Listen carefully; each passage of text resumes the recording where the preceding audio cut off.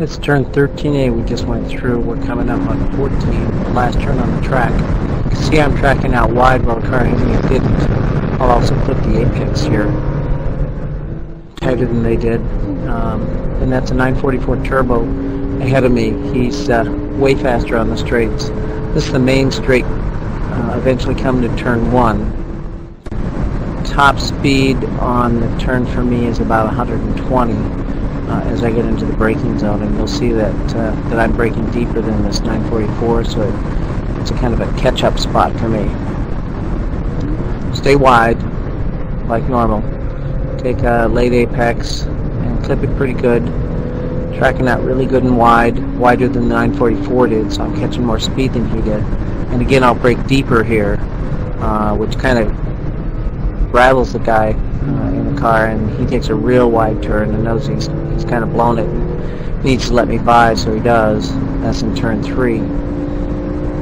Turn 4 is coming up here, just a bend under the bridge, and right about there I'm hitting 104, 105, and you start downhill into turn 5, where I'm braking just a little before the 3 marker, and I'm dropping down from 4th into 2nd, coming tight on the apex there.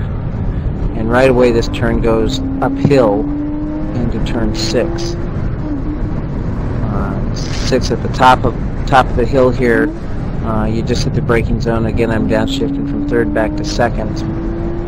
And then I'm swinging wide here for 7. 7's a turn where you can easily gain more time than other people if you track out really wide and keep your speed up. And we're coming into 8, which is a hard left-hand turn.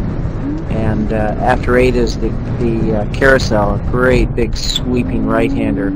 I tend to take it pretty wide, not clear out to the edge, but out far enough that I'm still catching quite a bit of speed. And you'll see I'm starting to clip it now into the rumble strip right at the apex. And again, tracking out wide under the bridge. Coming up into the kink, and I'll come up into the braking zone for the kink at about 100. I just have the brakes enough to recenter the car on the front and rebalance it. Come through the kink and accelerate out at about 95. Then down through the kettle bottoms here, 11A into Canada corner, which is 12. Pretty wide open. It's a little windy, but full throttle.